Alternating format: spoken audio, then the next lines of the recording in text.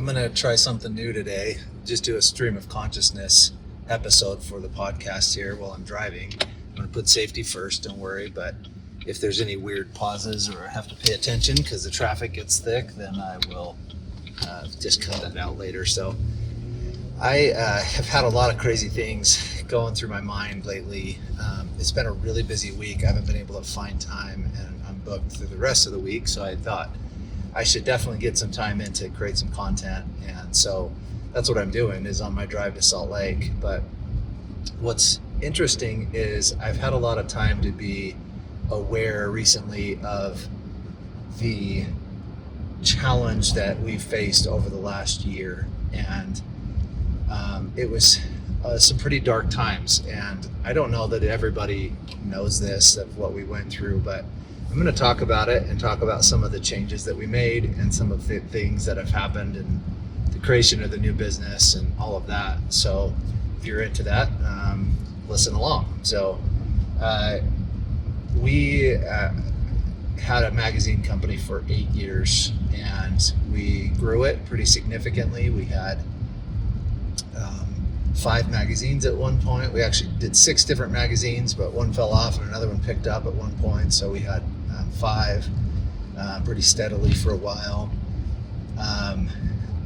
During that time, like, the magazine business never felt really particularly great. Like, we were making a ton of money.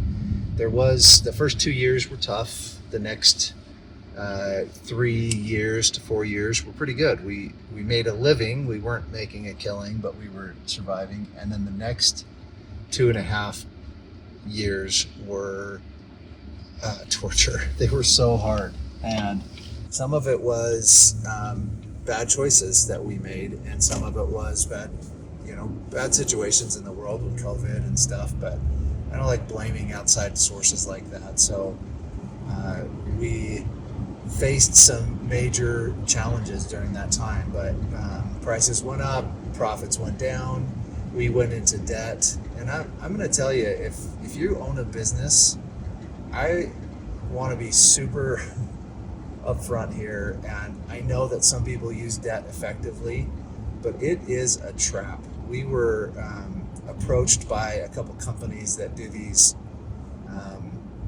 I almost want to call them payday loans for businesses. And you get into a bind and you have employees and you're like, I got to pay my employees. I got to make sure they have money. And so if people haven't paid you yet, or you're falling a little short on a certain month, and you talk to one of these loan people, they're like, oh yeah, we'll get you 30 grand. You pay back 50 or 45 or whatever it is.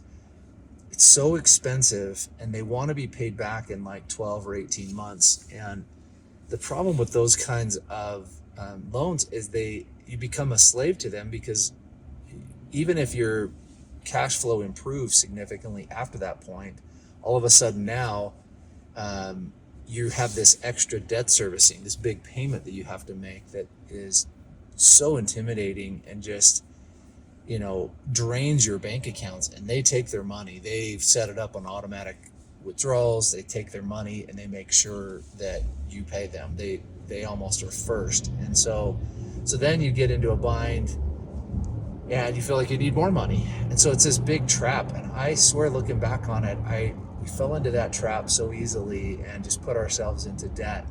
And we weren't able to pay certain bills, and we got behind on those. And then vendors got mad at us, and they were no longer willing to work with us, and we'd have to, try to do. This was mixed in with paper shortages and with other stuff happening, and so you lay off and you work harder and you try to rebound, but that debt really is a significant hindrance to your growth and to everything that you're trying to do. But not only that, we were facing a declining business anyway, that our margins had decreased significantly with massive increases in costs. And so, long story short, over a period of 2 years, we saw what we had worked so hard for crumble and fall apart, and eventually bankrupt us and put hundreds of thousands of dollars into this thing, and it failed. And by the end of it, I was actually glad that it failed. I was so glad to be done with it and over it. And I it was like this massive weight had been lifted off my back. However, what I didn't anticipate was that it would cause some serious mental pain for me, and for a long period of time, where I felt the failure internally. I felt like I was the reason. Like my decisions, my poor management skills, my inability to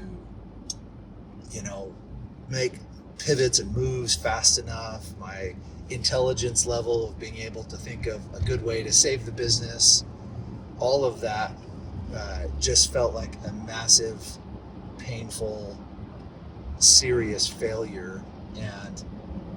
And because of that, I felt very depressed. I just felt angry. I felt sad. Melissa was going through the same things with me, so normally she's my bright spot in the world, and she was feeling the same things, and we were really broke. I mean, we are still dealing with the ramifications of all of those poor financial decisions and the hole that we dug ourselves into, and it's even hard to talk about still now because we're still dealing with it. But what's challenging is also where you find new opportunities and new things. But in that moment, it was so dark and just so depressing, and I was have to admit, I was cursing God, and I was angry at the world, and I didn't even like people, which is unique for me. Normally I like people, and I even people I don't agree with or that have different opinions than I have. Often I'm able to still love them and just say, we're different, and that's okay. But yeah, for the last 6 months, I would say I didn't really like people at all. I didn't like anybody, and they would do the slightest thing, and it wasn't even intentional, and I would just think, oh, that's just a bad person. And I would just like my mind was playing tricks on me, and I didn't really have a good way to manage it and overcome it. Now, I'd have good days and bad days, of course. I'd have days where I didn't want to get up and move. I don't sit around well, so luckily I didn't do that. I worked hard.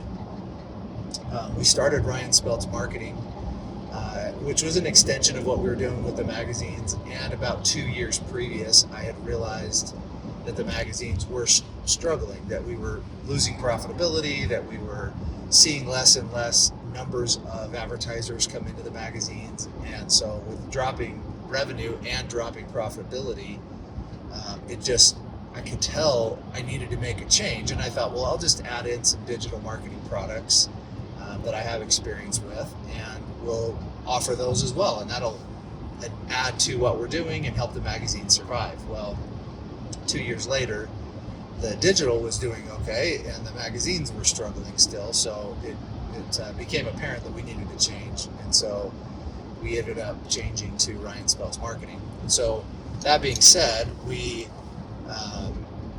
it's still a new business. And so we were doing really well towards the end of the year. And then January and February, it's interesting in the marketing world, a lot of businesses, they reevaluate, they look at their budgets. January and February can be slow for a lot of industries. So you lose a lot of what's been steady revenue as a company then. And we didn't have the extra. So February was really painful for us. We actually had a loss of about $5,000 in the new marketing company for the first time. And I felt like, oh my gosh, we're just back in the same place as we were before. We're here losing money again, and we're, struggling to make payroll, and I had to pay myself less again. And all of those emotions and feelings came back so strong.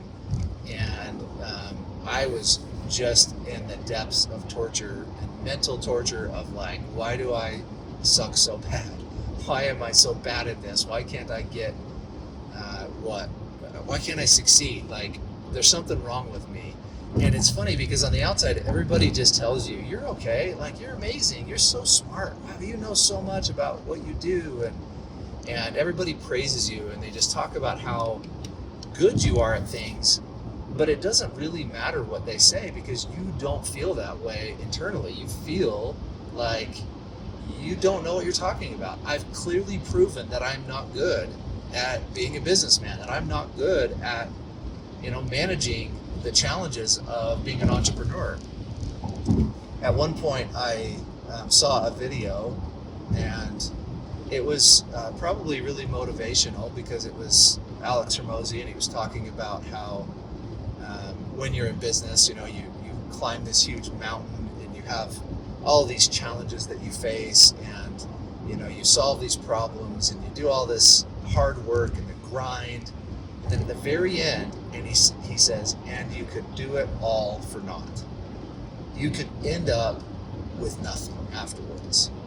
And I remember hearing that, and it hit me like a ton of bricks, because I was like, the last 8 years of my life literally turned into nothing, to a giant pile of debt and pain and suffering. Even though I'm proud of what we did, I think we worked really hard and did really cool products.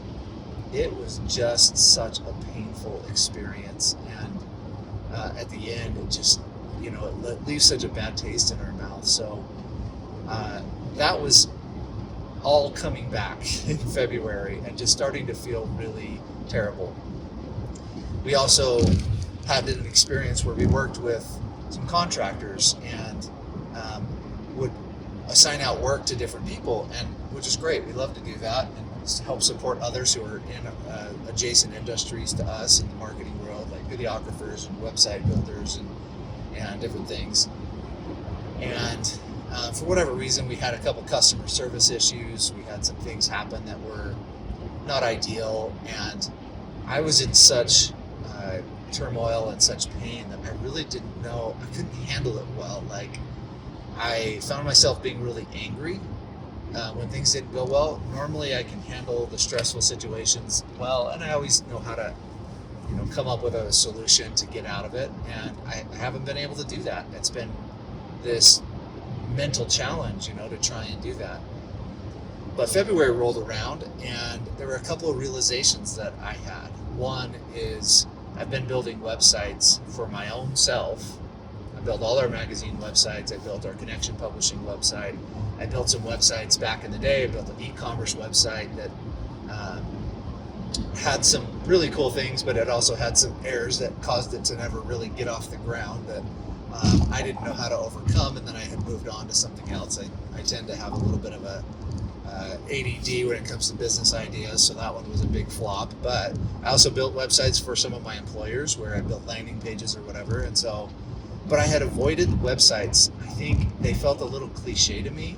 I really like uniqueness. I have a good friend, Shane. He'd always say when he'd go to a restaurant with me, he'd say, well, Ryan just asked, when we get there, he's like, what's the most obscure thing you have on your menu? Okay, I'll take that. And so I do like uniqueness. I like change. I like things to be different. I changed when I had hair, I would change my hair all the time because I just liked it to be unique and different. And now I change my facial hair as often as I used to change my hair. So different styles, different clothes. I just like that freshness.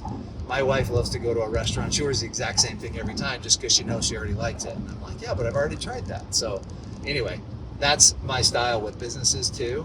And I think websites just didn't really fit that narrative. So I would farm them out, and I care about what they look like and what they feel like, but I had started studying websites. And I started studying because I had a couple clients who'd come in and we'd drive traffic to them, and it wouldn't convert.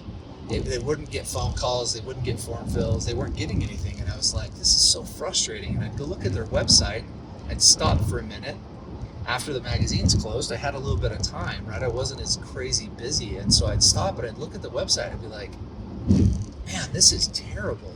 Like, I don't even know what these guys do. I have to kind of dig deep to understand it. So then I put together the Launchscape format website, which is our personal layout, the style that I think is best. We borrowed from Dennis Miller in the Story brand, his layout for websites, and added in my expertise as a salesperson, because that's what I did for so long. And I thought, a website really should be a sales tool for a business. It should be an employee that is selling for them, right? That helps them get more clients, helps them get customers and people filling out forms and calling and setting appointments and all of those things. And if somebody comes to your website and they get lost, your website's not performing well for you.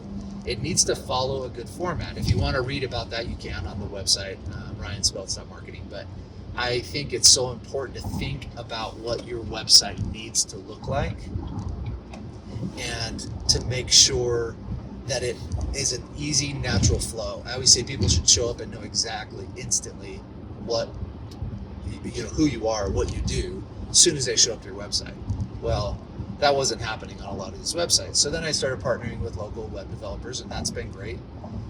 But one thing that happened is I had a couple clients come in and they had smaller budgets, or they were just looking for almost like a landing page website. And I was like, well, got a little time, I'll just build it. And so I built a couple of pages on Wix.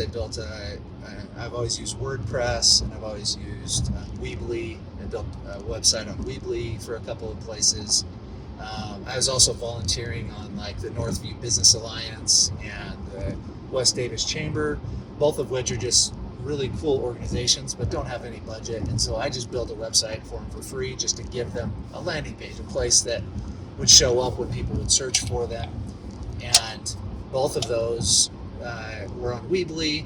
And so very simple builder, not a lot of capability, but I had kind of figured out how to use custom code and different things to build it the way I wanted to do it. And so I've been able to do that across several different platforms, Squarespace, all of those different things. One of the things that happened was I started building our new agency website on Wix.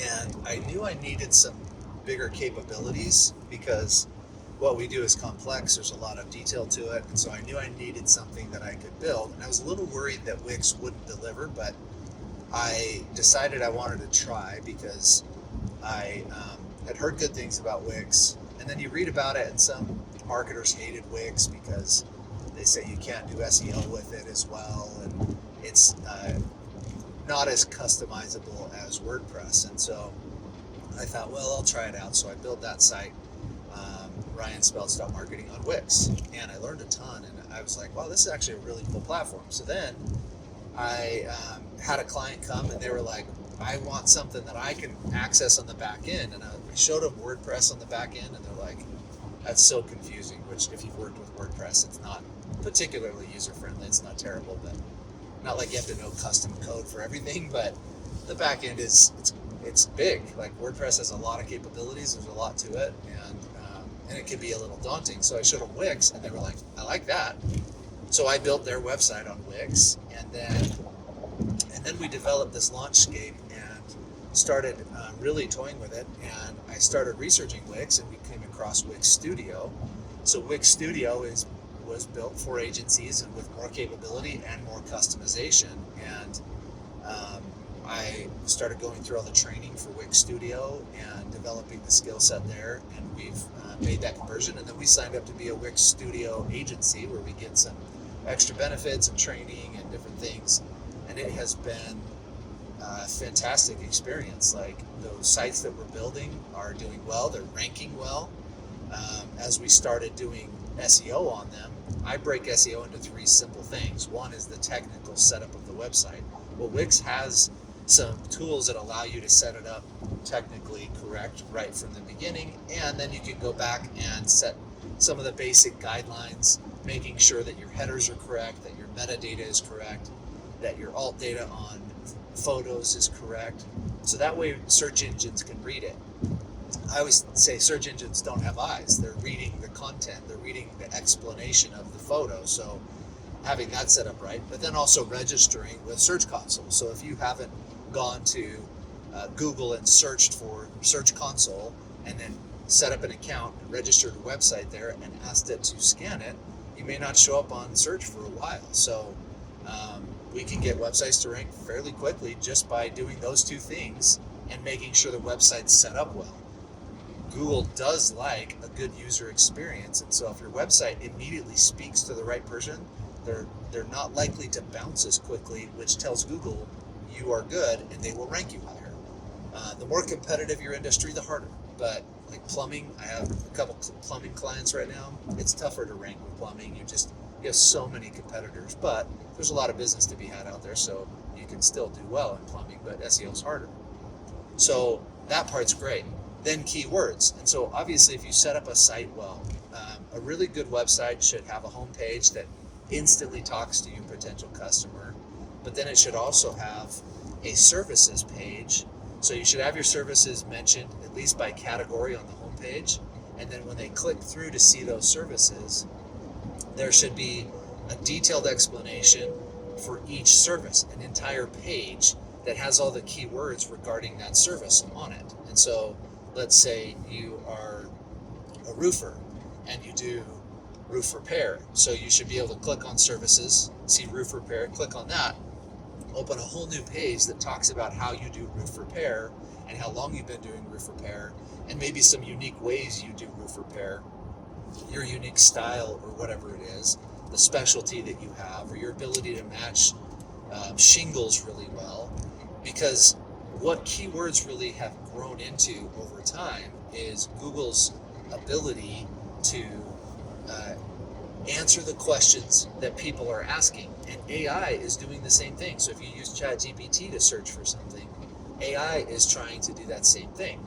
So we've been able to rank sites just by doing that. And I started building more sites, and people keep coming. I keep getting referrals to build websites.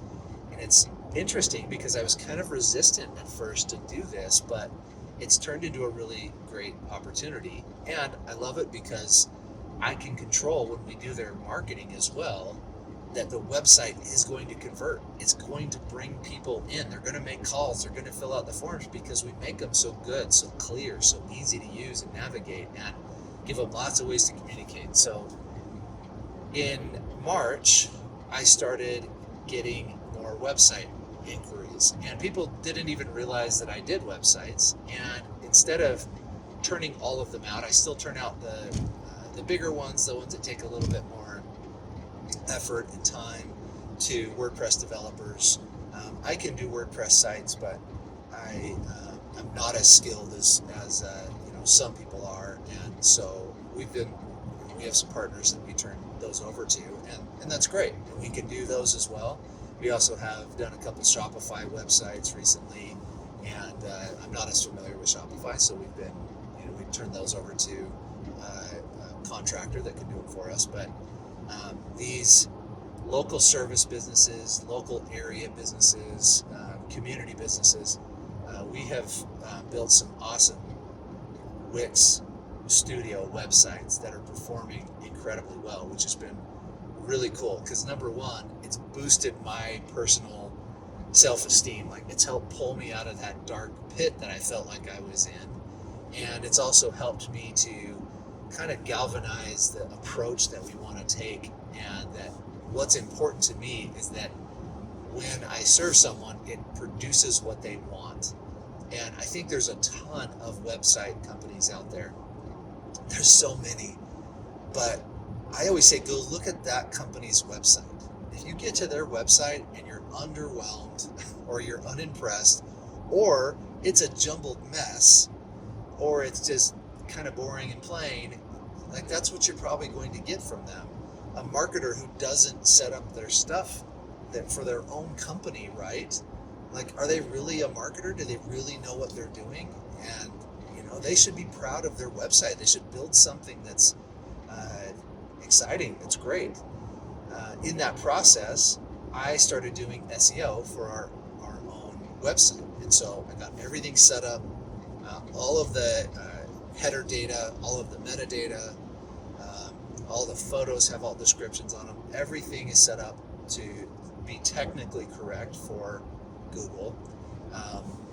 Then we went in and started writing articles. And the best way to write articles is to write about things that people are asking, right? Answer the questions people are asking. And so I started writing articles on websites, on Google business profiles, and optimizing them, on SEO, I wrote some articles as well on just personal stuff, just because I tend to be a writer first. This is a little bit more awkward profile or interaction for me to do video, because it just feels awkward. But when I write, I feel like I can get my thoughts out better.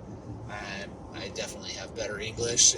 My grammar is probably more correct, or at least it can be corrected before you get to see it. And so I always have loved writing. I've loved using words to explain and to expound on my thoughts. So I started writing, and I wrote articles. We sent it out to a list. I've had people remove themselves from the list, and people, even one guy, an attorney in northern Utah, I wrote this long article, and I tried something new in our newsletter. A lot of times I'll just do the article, a couple paragraphs, and then read more button, and then you click through to the website. And I was like, I wonder if it'd be easier, because this is a list of people that we've accumulated over the years with the magazine business. And so I thought, I wonder if it'd be better just to put the whole article in there. And I'd written this really long article, and he wrote back, definitely not interested in this, take me off your list. And I was like, okay. And so I removed him, and I responded back, because again, I didn't like people very much for a while, and I could have responded better, but I said, definitely removed you from the list. And I knew who the guy was. And he responded back, he's like, nobody has time to read all that, that's ridiculous, or something like that. And I was just like, dude, if it's not for you, just move on. Like, I don't care if you're on the list, it doesn't bother me. And then he responded back with something else, and I was just like, man, this guy is just on one today, and he's angry at me. But I was just trying, right? When you're marketing, you should try different things. And so I was trying something. But I also went through and registered with Google Search Console, and I started doing Google Business Profile Optimization. And just this week, I don't know if we'll get this job, but just this week, I got an email from SureCan. So SureCan are these cool gas cans that I learned about probably 10 years ago. They have this drop-down nozzle where if you're trying to fill your lawnmower or something that's on the ground, it's pretty easy to spill the gas or whatever, and they have all the, you have to like pull back a little trigger and then push down the thing and then tip it over and pour it, and it's kind of an awkward situation. So they solved that by putting the nozzle at the bottom of the can. So you push the thing down, and then you drop this thing, and it just drains down into whatever you're filling. And they're awesome. It's a cool idea. And their head office is just down the street from me.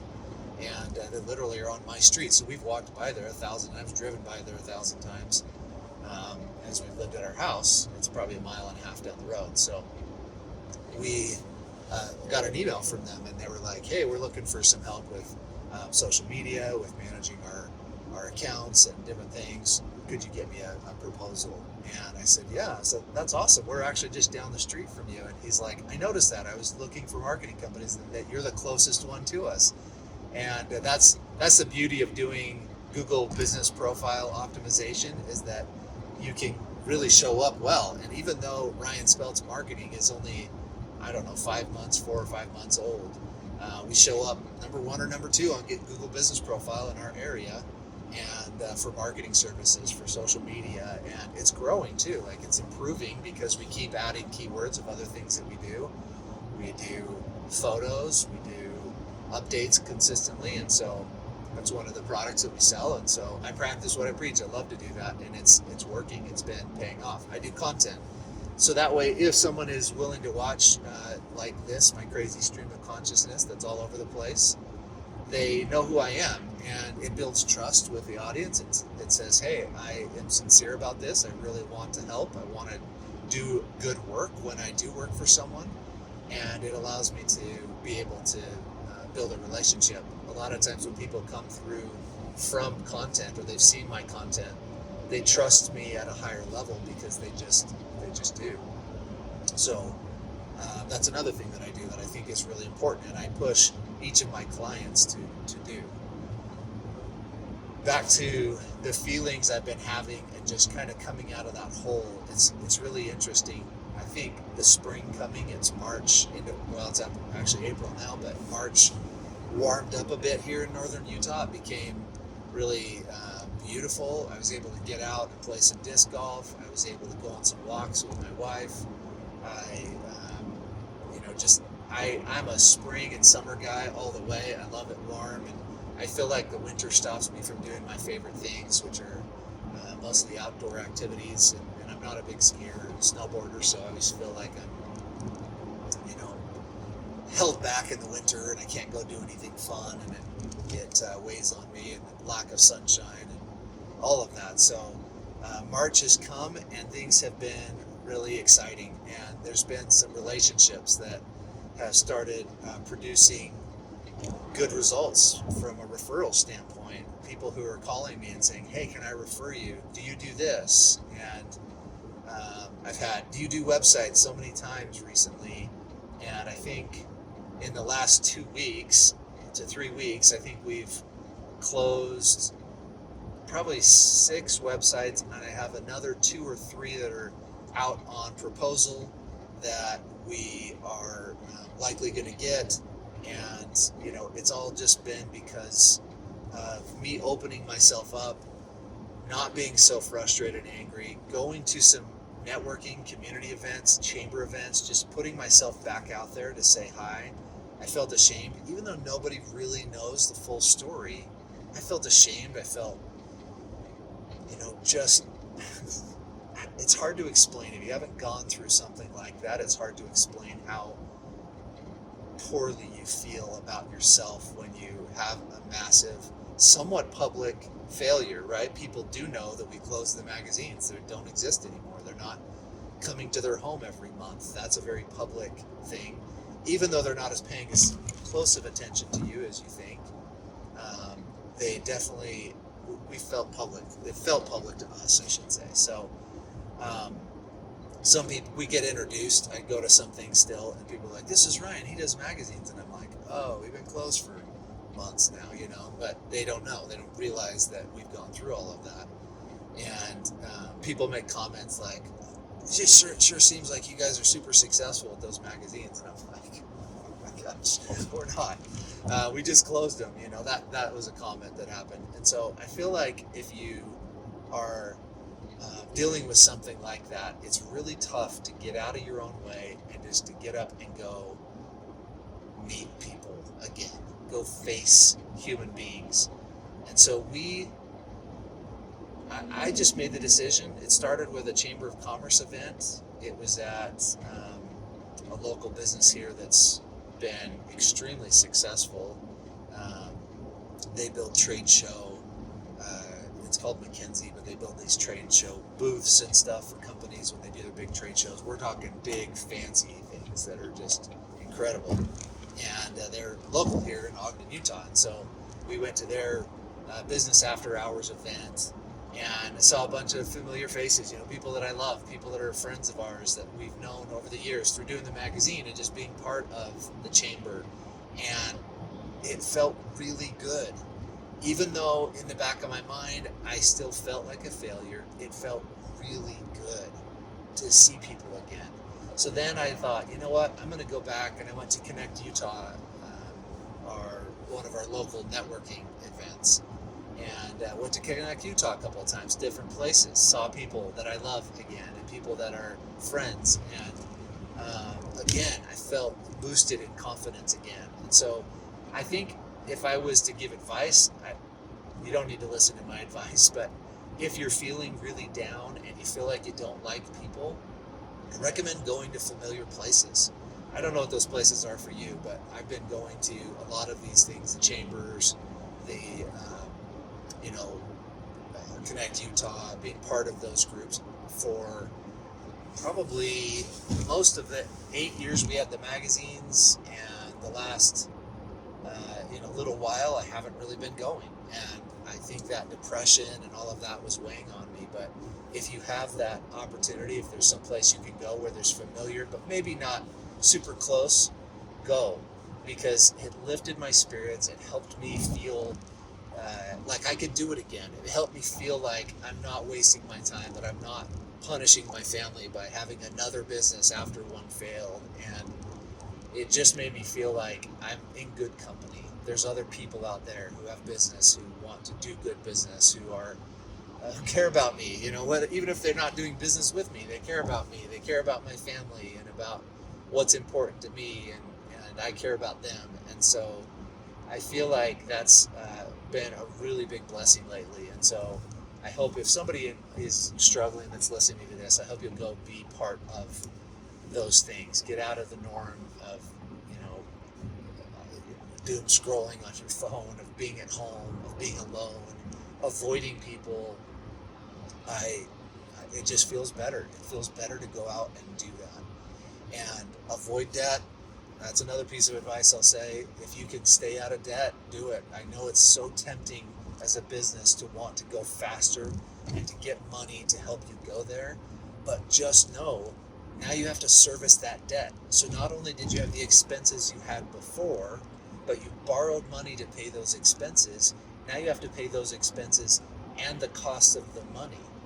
And so even an SBA loan like that has got to be one of the biggest reasons why businesses fail, is because their finances just don't ever outpace the cost of the money. And it's always tempting to be like, I need to hire someone. Like, I need to hire someone right now. I have so much work. I work until about 9 o'clock every night, but I refuse to look at any kind of debt whatsoever, because I'm like, I have to figure this out, and I have to get enough revenue coming in on my own. Well, it's not on my own. I have a great team, but I can't add anybody else. I have to figure it out before I hire again. I have to make sure that I have a repeatable, monthly recurring revenue source, lead source, and all of those things before I go out. I'm definitely not hiring money to expand. That's a bad approach, I think. And I know that's not the way most people talk about it, especially money guys. And the money guys, I think you have to have the financing revenue in place over and above 5-6 times what you need to service that money in order to borrow money to expand. The only time I think it's even makes sense is if you're going to like open new offices, do a big expansion. Internally, you should be able to handle your growth. Otherwise, you're either not charging enough, or you don't have enough, you don't have enough profit margin in your product, because you've got to be able to pay for the service. Because like if you're an electrician and you're like out there working hard and you're like, man, I can't afford to hire someone else, but I'm busy from sun up to sundown, there's a problem with how much you're charging. Now, if you're just not busy, that's what happened to us in February, is we just weren't busy. We lost a couple clients, or they decreased their spend, and so it decreased our margins, of course, and so that was tricky. But really, you got to make sure you have enough margin so that you can not only pay yourself, but pay someone else to help you do these things. So those are probably the only pieces of advice that I have that I've learned during this crazy time. And what I do love is I love being creative. I love trying to find ways to help businesses be noticed, to be found. I love being, part of the creative process. I'm an idea guy. I love helping businesses come up with ways to get known, especially businesses that don't think about marketing and don't think about messaging. I talked to a really cool business. They're doing wedding photography, but not in the normal way. They're doing what's called boudoir, I think, shots. I don't know if I say that right. I think it's a French word, but it's kind of like sexy shots. I 100% wish my wife had done that back when we were brand new and getting married. She was so incredibly beautiful, and I would love to have those memories. I'm getting old, and I can't remember. She's still beautiful to me, which is awesome. And but I wish I could, see some sexy photos of her from back in the day. It would be really fun. And they're doing makeup and hair, and then they're doing these cool bridal escapes, follow the bride on the day of their wedding or reception, to just capture all those wonderful moments. It's a really unique take. They don't do the wedding photography, but they do videography and photos outside of that normal realm. And I'm excited for them, but it's just so fun to be part of it.